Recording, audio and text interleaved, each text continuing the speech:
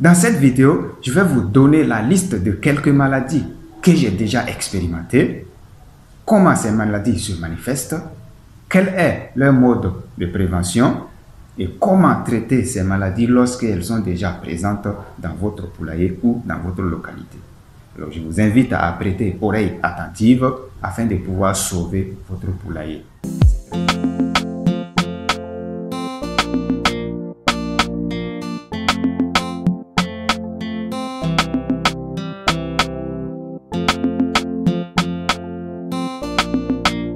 Après une merveilleuse vidéo sur la coccidiose, après un enseignement détaillé sur l'élaboration d'un programme de prophylaxie, très chers amis agriculteurs, nous sommes aujourd'hui à une autre étape qui est un enseignement sur la maladie de Newcastle. La maladie de Newcastle constitue une des principales contraintes au développement de l'agriculture au monde, et surtout dans notre cher continent, l'Afrique. Et vous allez constater que la mortalité est très élevée parce que la plupart des agriculteurs n'ont pas un plan adéquat pour déjà prévenir cette maladie.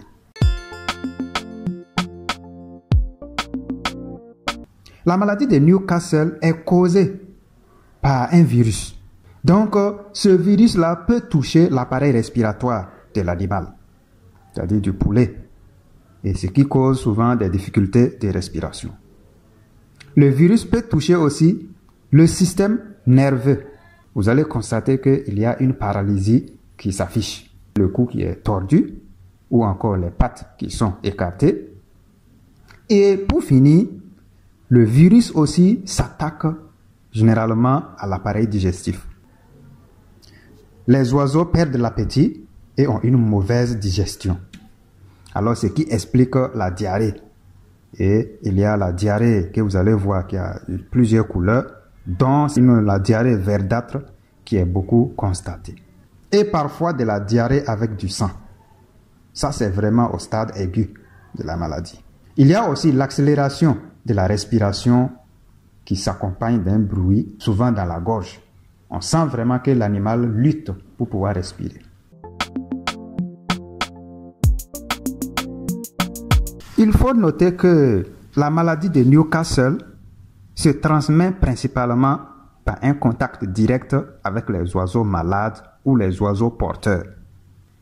Et pour cela, il faudra noter que les sujets infectés peuvent répandre le virus de la maladie par l'entremise de leurs excréments et contaminer l'environnement. Maintenant, le virus peut survivre plusieurs jours dans la litière, dans la nourriture, dans le sol, dans l'eau, dans les œufs et même dans les carcasses, des oiseaux morts ou dans les plumes. Alors, notons également que la maladie se propage très rapidement parmi les oiseaux dans les milieux fermés. Donc, vous qui avez vos poulaillers fermés où les oiseaux ne sortent pas, et c'est pour cette raison qu'il faut isoler immédiatement un sujet lorsque vous le soupçonnez de maladie. Un autre aspect très important, c'est que l'homme peut aussi propager le virus facilement par le déplacement de matériel contaminé.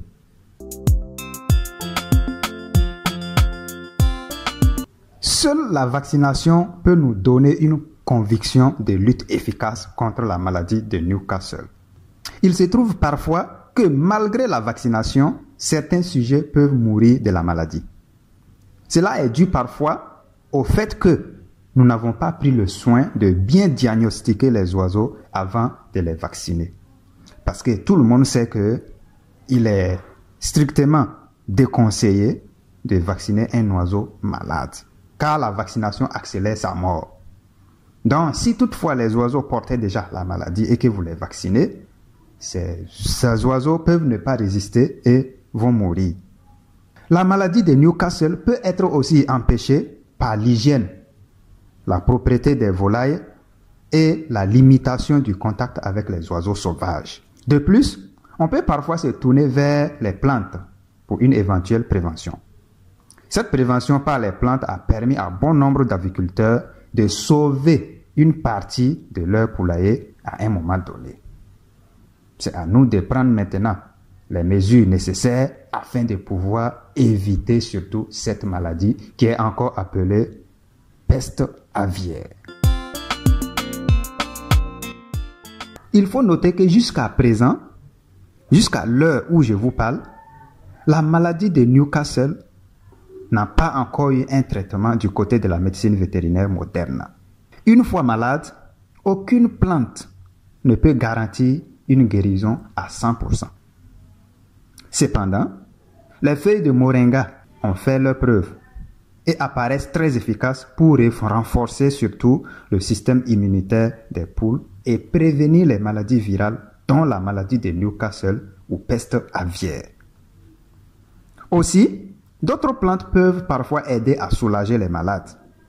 Il s'agit de l'ail, que l'on peut écraser et mettre dans l'eau de boisson ou mélanger avec les aliments. Les feuilles de l'eucalyptus peuvent aussi empêcher la diarrhée qui accompagne généralement la maladie. À cela s'ajoutent les écorces de baobab, les écorces de néré, les écorces du moringa.